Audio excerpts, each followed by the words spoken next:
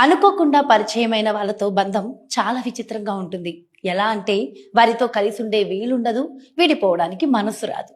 కొన్ని పరిచయాలు జ్ఞాపకాలుగా మిగిలిపోతాయి. ఇంకొన్ని పరిచయాలు జీవితంలో ట్రావెల్ అవుతాయి. కానీ అతి తక్కువ పరిచయాలు మాత్రమే మన లైఫ్ జర్నీలో భాగమవుతాయి.